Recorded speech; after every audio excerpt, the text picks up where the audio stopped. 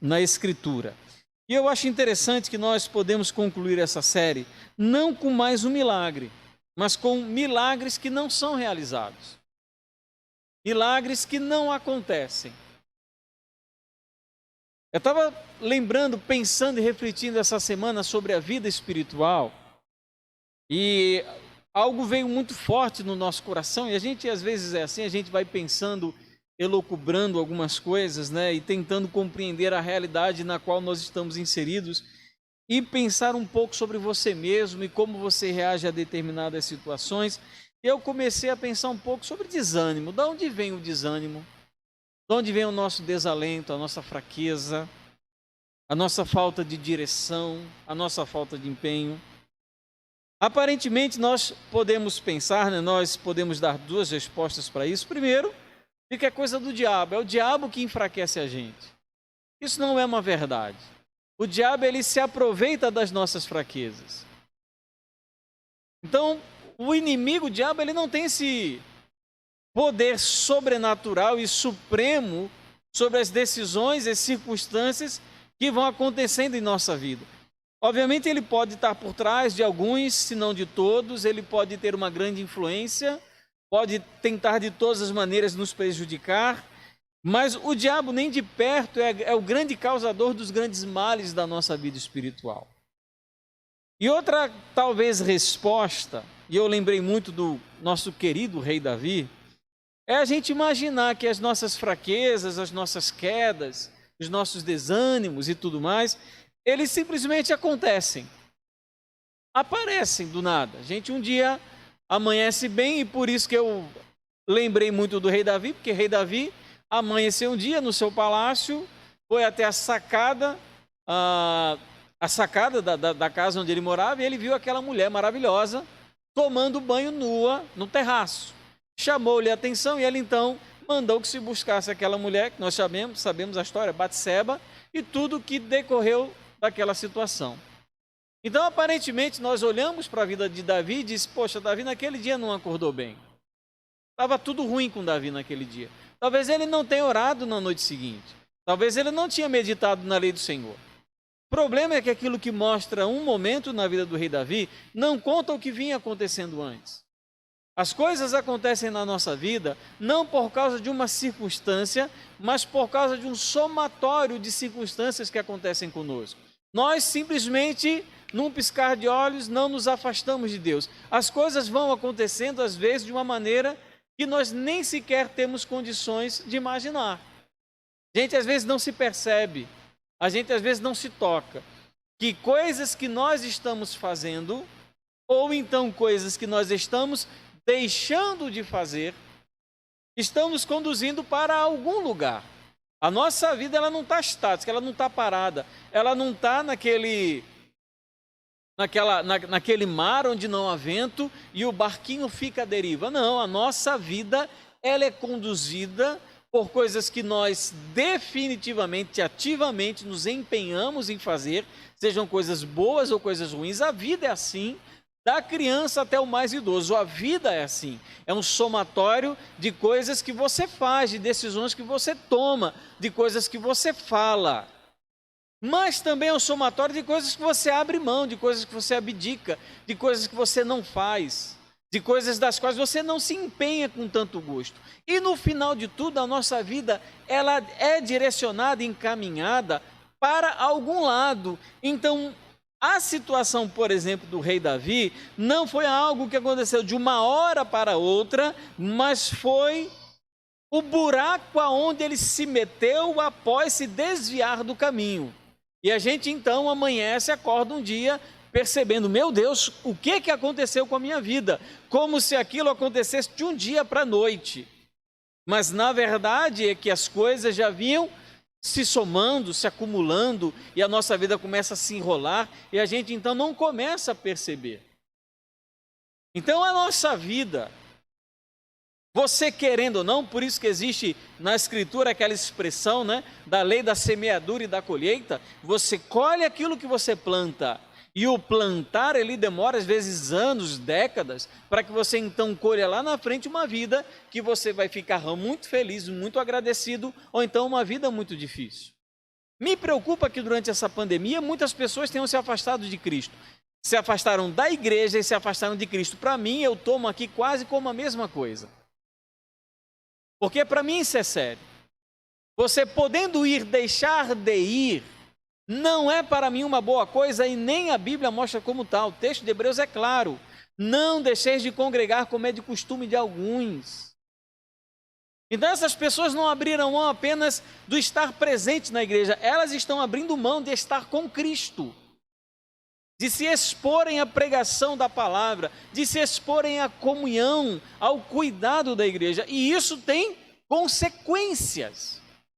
E as pessoas, elas precisam ser alertadas e elas não serão cobradas por aquilo que o diabo fez. Elas serão cobradas por aquilo que elas fizeram, por decisões que foram tomadas, por palavras que foram ditas.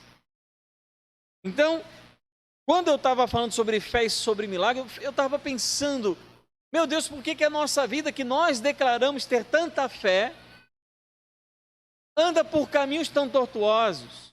E nós experimentamos então um coração tão desalentado, tão preguiçoso, tão morno, uma relação com o Papai do Céu tão sem prazer, tão sem alegria. E eu sempre lembro daquilo que Jesus falava, que nós teremos vida e abundância, e eu olho para a minha vida, e a primeira coisa que eu me pergunto é, será que isso é vida e abundância? Se for esse tipo de vida, esse Jesus é muito fraco. Porque tem homem que num cabaré parece que tem mais vida do que eu dentro da igreja. Essa galera que sai para curtir o surf e fumar maconha, parece que tem mais vida do que a igreja do Senhor. Qual é o problema?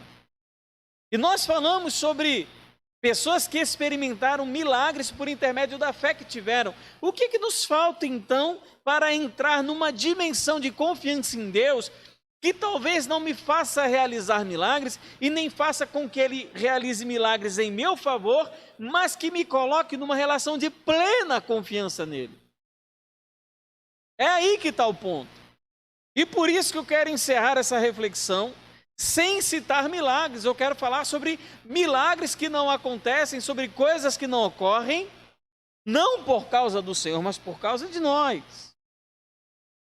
O que é importante, querido, eu introduzir aqui para os irmãos, para os amados, é que nós devemos lembrar que milagre é uma providência especial de Deus, mas a providência de Deus não se resume a milagre. O que eu quero dizer, amados, é que por mais que você na sua vida não experimente nenhum milagre, sabe aquele parente enfermo, você ora e ele morre, não aconteceu milagre, sabe esse tipo de... Você ora e milagre jamais acontece. Eu conheço pessoas na vida que nunca viram milagre nenhum.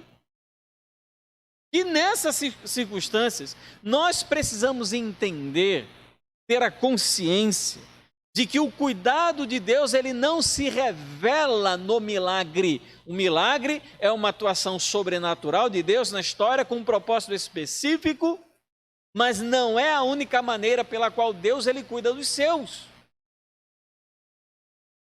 Mateus capítulo 5, 45 diz que Deus, providencialmente, o seu cuidado pela sua criação, ele faz chover sobre justos e injustos. O que é isso? É providência, o cuidado de Deus. O sol amanheceu amarelo, lindo, quente, fui para a praia. O que é isso? É providência de Deus. Choveu, meu Deus, o que foi isso? Providência de Deus. Então nós precisamos entender que Deus ele cuida de nós de maneira diligente. Em Mateus capítulo 6, ele faz um desafio aos seus discípulos. Olhem para os lírios do campo. Eles não tecem, eles não fiam, mas nem Salomão em toda a sua glória se vestiu como qualquer um deles, porque Deus é quem veste os lírios do campo. Vocês valem muito mais do que lírios. Olhem para as aves dos céus, elas não plantam, elas não colhem, mas é o Senhor quem as alimenta. Você tem comida, você tem vestido, sabe o que é isso? É providência de Deus, é Deus que está olhando e cuidando de você de maneira atenta, mesmo que para fazer chuva não precisa acontecer o milagre, mesmo para que você tenha roupa, não tenha milagre, você usou o seu esforço, usou o seu trabalho, foi o suor do seu rosto, lhe deu força, lhe deu energia, lhe deu saúde para trabalhar, inteligência, o que é isso? É providência de Deus. Não tem milagre, não, de fato não tem, e a vida não é recheada de milagres. 1 Pedro capítulo 5, versículo 7 é bem claro, porque Deus tem cuidado de vós. Ele não cuidará, Ele não cuidou, Ele tem cuidado. É a providência, Deus Ele ajuda, Deus Ele ampara, Deus Ele abençoa. Então tudo nós devemos receber como providência de Deus. Você lembra de Jó? Jó, aquele homem bem sucedido, empresário conhecido na cidade, respeitado, família grande. Natal se reunia a família toda numa grande casa, os melhores pratos, as melhores comidas, a melhor música, e Jó simplesmente perdeu tudo, saiu do tudo para o nada, do dia para a noite. Nada, sim, ele tinha tudo, tudo que o dinheiro poderia comprar. E além de tudo, ele era um homem saudável e um homem temente a Deus. Ele gozava de reputação lá no céu, ele era conhecido até no inferno. E de um dia para a noite, então, Jó sai do tudo e passa a não ter nada. E ele é desafiado pela mulher. Olha, amaldiçoa teu Deus e morre. E ele disse, olha, Deus ele me deu, Deus ele tirou, louvado seja o nome do Senhor. O que é isso? Providência. Até alguma coisa que parecia tão ruim, Jó tomou como providencial. A Bíblia fala em tudo dai graças. O que cabe dentro de um tudo? Tudo. Em tudo dai graças. Essas 4 letras, T-U-D-O, cabem absolutamente o mundo todo. Em tudo, em absolutamente tudo, aprenda a dar graças ao Senhor. Nós encontramos então aqui nesse texto de Mateus capítulo 13, uma passagem muito interessante. Jesus então ele volta para a sua terra, para Nazaré. Era a terra dele, era a casa.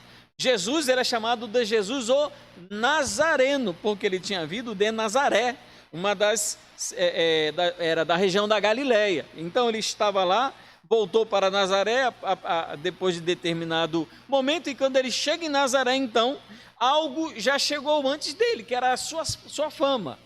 Ele era conhecido, ele foi chamado para pregar na igreja local, na sinagoga local. E quando ele então começa a pregar a sua doutrina, ele começa a ensinar aquelas pessoas, começa a se ouvir um bafafá entre aqueles presentes. Da onde vem essa sabedoria? Quem é esse homem? Como ele obteve o poder para realizar milagres? Da onde vem esse rapaz? Quem é essa pessoa? O texto diz que eles se maravilharam diante daquilo que eles ouviam e daquilo que eles tinham conhecimento que Jesus realizava. Essa expressão maravilhado é interessante. No termo grego, maravilhado não é num bom sentido. A palavra utilizada originalmente é maravilhado no sentido de se sentirem apavorados, atônitos. Não estavam relacionando o nome à pessoa. Eles disseram, nós conhecemos a sua família, sabemos qual a sua profissão, ele é filho de José o carpinteiro, seus irmãos e irmãs vivem entre nós, eles citam até os nomes dos irmãos, eles têm algum conhecimento de Jesus, mas de alguma maneira esse conhecimento é ofuscado pelo contato pessoal. Eles conhecem tanto sobre Jesus e conhecem muito pouco sobre ele. Muito contato. Eles tinham um contato privilegiado do Senhor, porque foi em Nazaré que o Senhor morou durante tanto tempo. O próprio Natanael, discípulo de Jesus, quando é convidado por Filipe para conhecer o Senhor, cita um adágio muito popular na época, lá em João capítulo 1, versículo 46. De Nazaré pode sair alguma coisa boa? Isso era um conhecimento até mesmo entre os nazarenos. De Nazaré não pode sair nada que preste. Não é o pessoal de fora que está dizendo isso, não é a galera lá da Judéia. É a galera da Galiléia, inclusive da própria Nazaré, que diz, daqui não sai nada que preste, inclusive esse homem. O que acontece então perante tanto conhecimento que eles tinham? Mas era um conhecimento simplesmente intelectual, um conhecimento que vinha pela observação, mas um conhecimento que não era transformado em fé. As consequências é que eles rejeitaram ao Senhor e tudo o que dizia respeito a Ele. Quer dizer, conhecer a Jesus não quer dizer simplesmente aceitá-lo. Conhecer algo sobre Ele, conhecer sobre a história, coisas que Ele fez e até mesmo ler a palavra, não significa uma fé manifestadamente salvadora. Aqueles homens conheciam Jesus. Talvez alguns tenham jogado bola com Jesus, tenham tomado banho de rio com Jesus, mas agora eles têm tanto contato pessoal que não conseguem compreender e aceitar que aquele homem, que para eles era tão comum, fosse alguém tão especial. Você pode ter tido todo o contato do mundo com a palavra, com a oração, com a igreja, mas se todo esse conhecimento ele não foi transformado no seu coração por uma fé genuinamente salvadora, isso não quer dizer absolutamente nada. Sua mensagem naqueles homens, por mais que fosse verdade, não produziria mais fruto algum, como aquela figueira murcha. O que Jesus estava dizendo era verdade. Você tem dúvida disso? Que o que Jesus pregou naquela sinagoga era a verdade, perfeita, irretocável. Aqueles homens ouviram aquele sermão e não tomaram absolutamente nenhuma decisão em relação àquilo, a não ser a de permanecer incrédulos em relação a Jesus. Quantos sermões você precisa ouvir para se tornar uma pessoa com o coração endurecido? Para que a sua vida não tenha mais jeito. Para que você se torne como esses homens que conheciam tão profundamente, sabia nome de mãe, nome do pai, nome dos irmãos, nome das irmãs, sabia a profissão, sabia a rua onde ele morava, com quem ele andava, se estudou, se não estudou, o que ele gostava de comer, sabia tanto de Jesus, mas mesmo assim o coração era tomado por uma grande incredulidade. O quanto você precisa ouvir de reflexões, de mensagens para que o seu coração se torne como o coração desses homens. Conhece tanto, mas a fé não produz absolutamente nenhum arrependimento e nenhuma conversão genuína. Esses bancos aqui, queridos, já estiveram cheios de pessoas que ouviram sermões e sermões e mensagens. Talvez alguns tenham saído de fato, foram para outras igrejas e mantiveram a sua fé em Jesus genuína e verdadeira, mas muitos sentaram, ouviram e permaneceram incrédulos. Tomaram a ceia, dizimaram, participaram de departamento, de diretoria, de ministério isso, de ministério aquilo, fizeram tudo, mas o coração era como desses homens. E não se iluda, porque nós podemos ser esses homens. Nós podemos ser essas pessoas que estamos, eu me incluo, que estamos sendo expostos à reflexão da palavra. Deus, Ele fala conosco.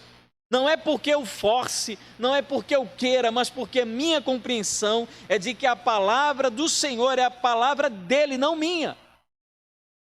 Então, quando a Bíblia é aberta, explicada, exposta de maneira fiel, não é a voz do homem, é a voz de Deus. Então, se eu, querido, na minha casa, enquanto eu estava estudando o texto, se essa palavra não impacta meu coração, eu sou como um desses nazarenos numa sinagoga, num dia de sábado, ouvindo a palavra e dizendo: quem esse Jesus pensa que é? Eu sei quem é ele. O efeito, qual o efeito que ela produz na tua alma e no teu coração? A própria palavra diz que a palavra do Senhor é como uma espada de dois gumes. Você já viu espada cortar sem dor? Você já viu espada cortar sem machucar? Quando ela começa a separar pensamento, sentimento, alma da gente, o que está dentro do nosso coração, isso vai provocando um rasgo na nossa alma. E a gente foge, a gente não quer.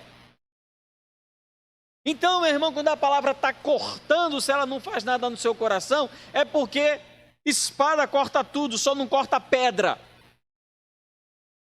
Talvez o seu coração esteja muito endurecido e passa a espada. A pedra afia a espada, mas a espada não corta a pedra.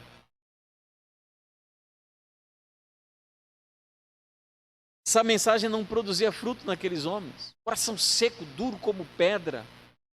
Desconfiados, incrédulos, azedos, revoltados. Ninguém se converteu ali. O que o texto diz? Por conta dessa atitude de permanecer na incredulidade, Jesus ali não realizou muitos milagres. A grande questão é, por que Jesus não realizou muitos milagres? Primeiro pensamento que vem à nossa mente é que Jesus realizou milagres, não realizou muitos milagres em Nazaré, simplesmente porque milagre ele precisa de fé, e como as pessoas não tinham fé, Jesus ele não pôde, por conta da incredulidade, realizar muitos milagres. Aí a gente pensa que, está vendo, se o povo tivesse fé, Jesus ele teria tido mais poder e realizado mais. Está errado. Jesus ele não realizou milagres porque ele não quis realizar milagres. Por conta do estado do coração daquelas pessoas. Da rejeição à pessoa de Jesus. Porque incredulidade não é em você ver milagres. Incredulidade é você olhar para Jesus e dizer que você não acredita nele. Diante dessa incredulidade, ele não quis realizar milagre. Porque milagre naquela circunstância não produziria conversão. Não apontaria para ele. Então, milagre é que eu não realizo. Existe um problema muito sério no coração daquela pessoa que só quer ver milagre. Aquela pessoa que é movimentada, que é empurrada, animada, estimulada, só na questão do milagre. O que é isso? É simplesmente falta de fé. Porque a fé é a certeza das coisas que não se veem. Se você quer ver milagre para crer, você tem tudo, menos fé. Jesus não realizou milagres simplesmente porque ele não quis realizar. Que situação triste. Concorda comigo? Você concorda que a situação de Nazaré era terrível? Era horrível. O coração daquele povo incrédulo. Tiveram... E a gente às vezes... Eu fico pensando, meu Deus, a gente às vezes não sabe o que está pedindo para Deus. Ah, Deus, vem, passeia nesse lugar, se move, ó Deus, se manifesta, vem aqui, Senhor. Não é o que a gente declara, não é o que a gente fala. Jesus andou em Nazaré, viveu em Nazaré, morou em Nazaré. E sabe o que aconteceu? Nada. Não é se Jesus ele passeia, se ele vem de carro, se ele pegou o trem, se foi trem-bala, se ele vem montado num jegue, se ele veio a cavalo, se ele vem de bicicleta, de skate, de patinete. A grande questão é que por mais que ele esteja presente, independente da maneira como ele se manifeste, particularmente eu creio na palavra, é o nosso coração como responde a isso. Se é com uma fé genuína, uma confiança nele e não no que ele pode fazer, ou se é aquele coração de incredulidade. Jesus está aqui todo dia, a gente não fala sempre. Eu estarei convosco todos os dias até a consumação da terra. Então Jesus está aqui, de boa, tranquilo, ele está aqui. Mas a presença do Senhor sempre é especial. Nós devemos ter aquele tipo de reverência, de temor santo, porque o Senhor se faz presente, não só aqui não, ele faz presente na tua casa. Ele se faz presente no teu trabalho. E aí, a mesma reverência que você tem aqui, você tem no teu trabalho? Mesma reverência que você tem aqui, você tem na tua casa? E Jesus em Nazaré não realizou milagres. A porta ali não foi fechada pelos nazarenos. A porta ali foi fechada por Jesus. Aqui eu não vou fazer. Eu queria concluir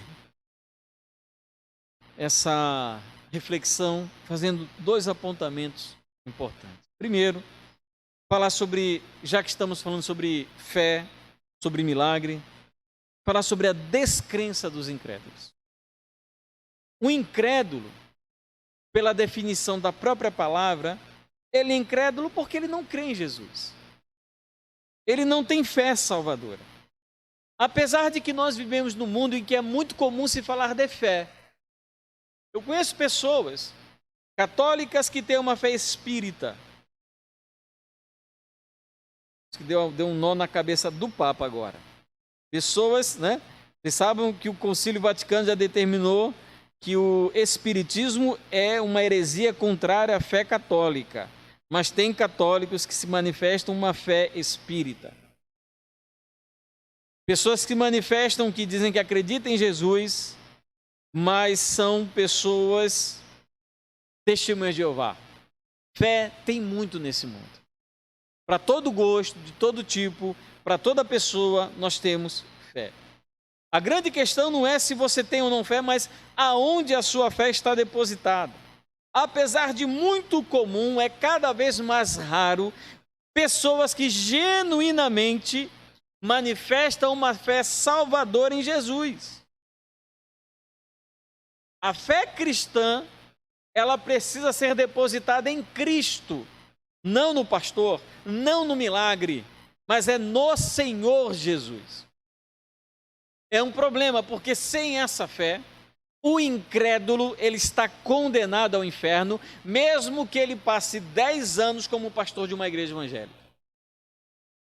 Se ele não tem fé salvadora, se ele não acredita em Jesus como seu salvador pessoal, ele está ou ela está condenada ao inferno, ao lago de fogo. Que situação horrível. Eu creio que eu sou salvo em Jesus. Eu não queria estar no desalento, desesperança que tem uma pessoa que está guardada para a condenação eterna. Mas vamos falar não só da descrença dos incrédulos. Segundo ponto, falar sobre a descrença dos crentes. A fé é o caminho para o nosso relacionamento pessoal com Jesus. E é muito interessante falar sobre crentes descrentes. Você imaginou alguma vez num culto você falar sobre descrença do crente? Mas eu vou lhe explicar o que eu quero lhe dizer com isso. Um crente, ele se define por sua fé em Jesus. Quando ele crê nele de maneira correta e doutrinariamente bíblica. Não é só dizer eu creio em Jesus. É crer em Jesus e crer segundo o que diz as Escrituras, a palavra. Se você crê, mas crê em outro livro que não na Escritura, então você não tem uma fé bíblica, você não tem uma fé salvadora. Então você precisa acreditar em Jesus e na palavra de Jesus que está na palavra do Senhor, na Bíblia. A fé deveria ser da nossa vida a mais abundante característica. O que nos torna cristãos, o que nos torna servos de Jesus é a nossa fé. É pela fé que nós entramos num relacionamento com Ele. É pela fé que nós somos salvos. É pela fé que nós somos redimidos. A fé é o fundamento da nossa vida. Mas parece que cada vez mais está faltando fé na vida dos crentes. Os crentes estão descrentes. Por quê? Por conta do estado espiritual em que as pessoas se encontram. Como eu falei, se a fé no Senhor Jesus me leva a viver numa dimensão de uma vida abundante não em termos de riquezas materiais, que fique bem claro, Mas numa vida abundante, se a fé me coloca nessa dimensão de uma vida abundante, e eu olho para a minha vida hoje, é uma vida desanimada, sem fruto, sem falta de oração, sem falta de reflexão na Bíblia, com uma adoração pobre, a única conclusão que eu posso chegar é que eu me pareço mais com incrédulo do que com crente.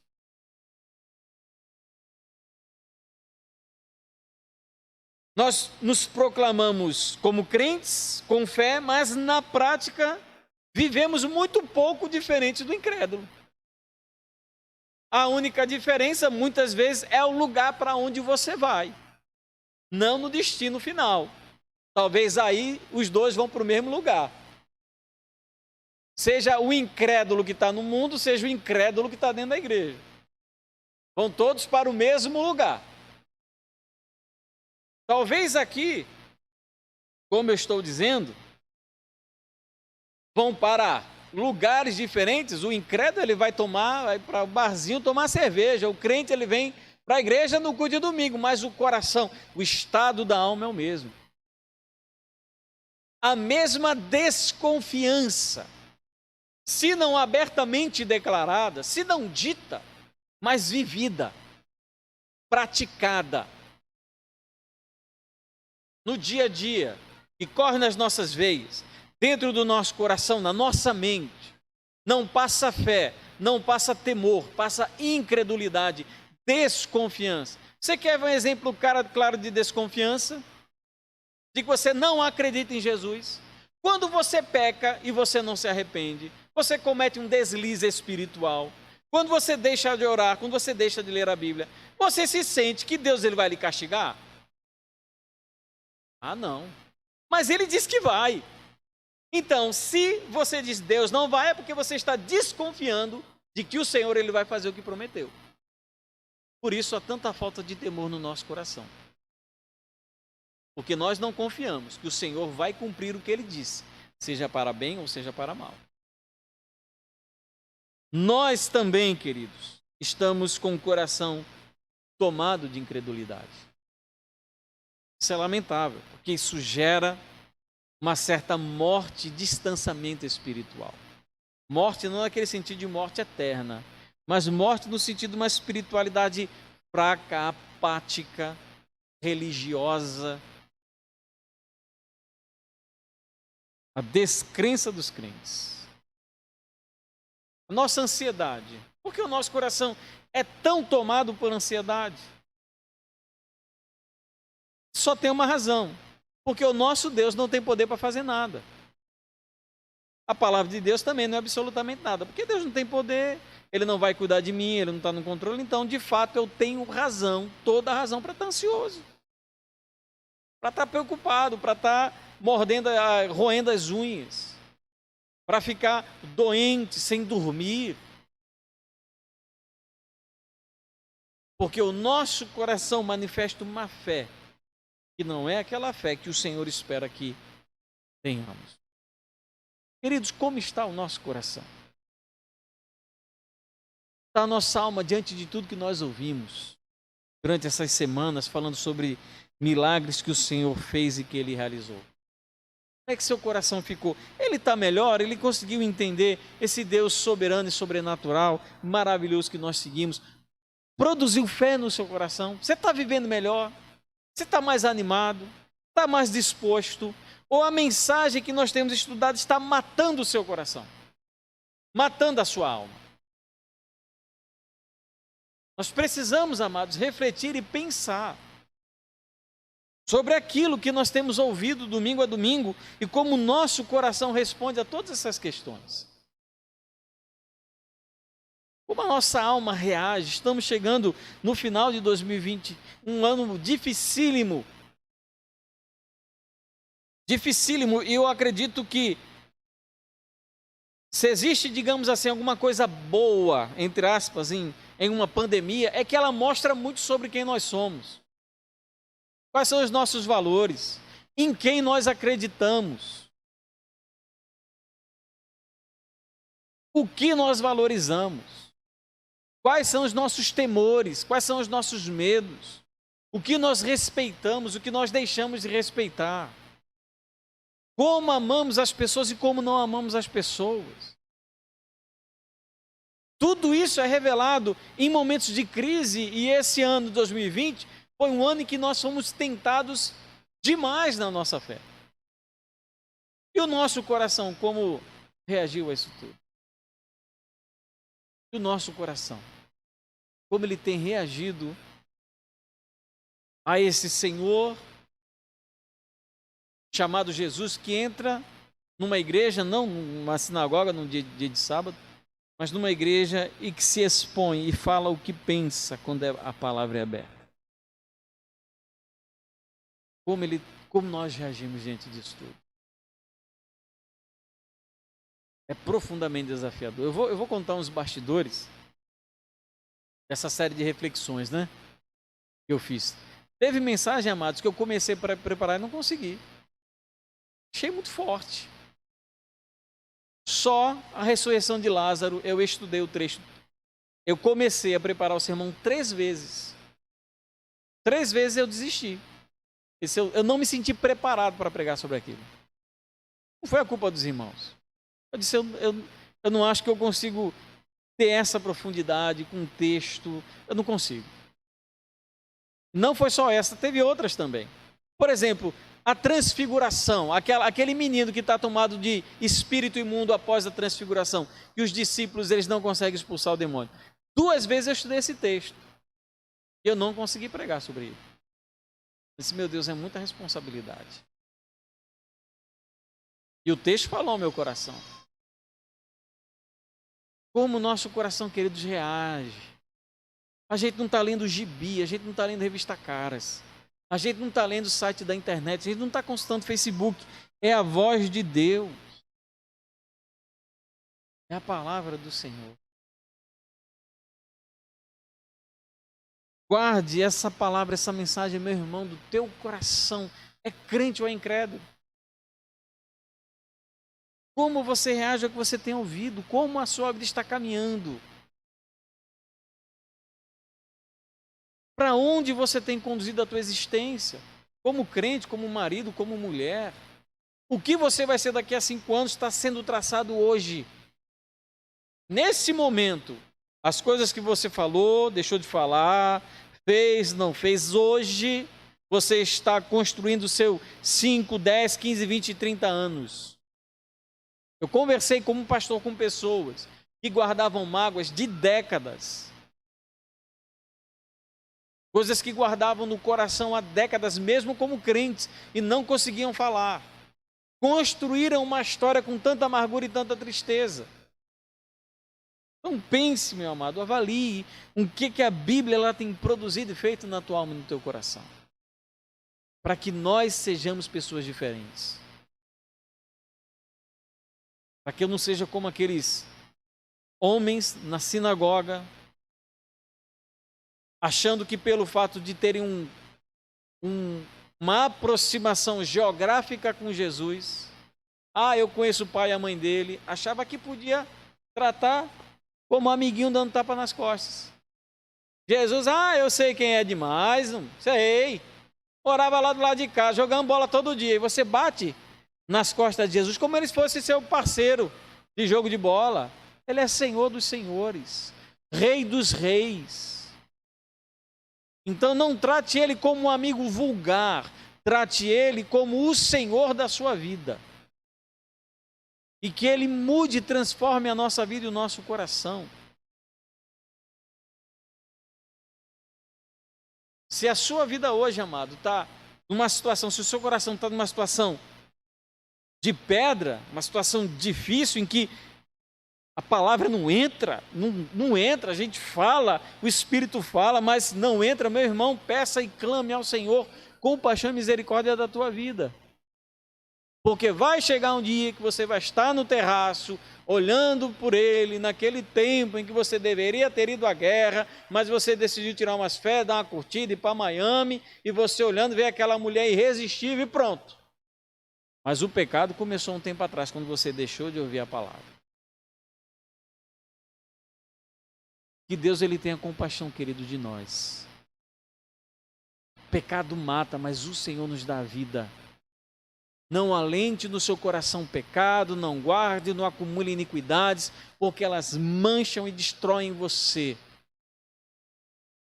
Clame ao Senhor com paixão e misericórdia para que Ele lhe dê um coração de carne a ponto de responder de maneira positiva aquilo que está lhe sendo ensinado. E que Deus ele faça uma transformação em nós. Para que Deus ele nos molde, nos mude e diga, essa palavra foi para mim. Eu lembro uma vez, só para a gente encerrar, saudosa lembrança de pastor Russell Shedd. Nós levamos ele para pregar na igreja que eu pastoreava em Parnamirim. E ele pregou sobre avivamento. Mensagem boa é assim, que passa 15 anos e você não esquece. E ele pregou sobre avivamento. Eu lembro que quando ele terminou de pregar, ninguém conseguia levantar da cadeira. Não sei se pastor Eduardo e Débora estavam nesse dia. Ninguém conseguiu levantar da cadeira, assim, de imediato. As pessoas ficaram num silêncio sentadas. Depois de ouvir esse sermão impactou profundamente a minha vida. Todos sentados. Até que a esposa do pastor amigo meu virou para a gente. Alguém precisa levantar para fazer alguma coisa. Alguém precisa dizer alguma coisa, gente. Nem que seja para encerrar o culto. E aquela palavra, queridos, foi como uma espada que ela entra rasgando.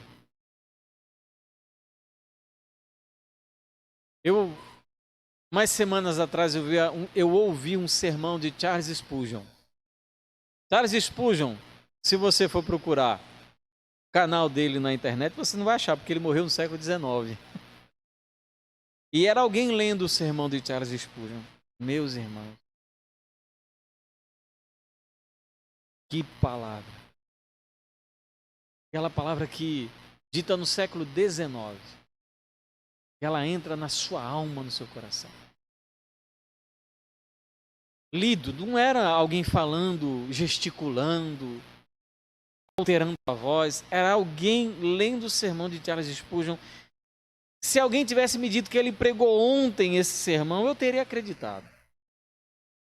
Tamanho valor da palavra sendo exposta com um compromisso, com santidade, com um coração amoroso.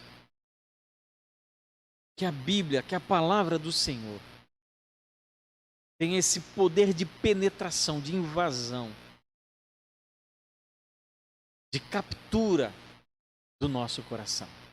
Se tiver, qualquer coisa em nós será possível. Aquela mágoa antiga, aquela amargura, aquele problema doméstico, aquela falta de relacionamento, tudo vai ser possível de ser transformado na tua vida.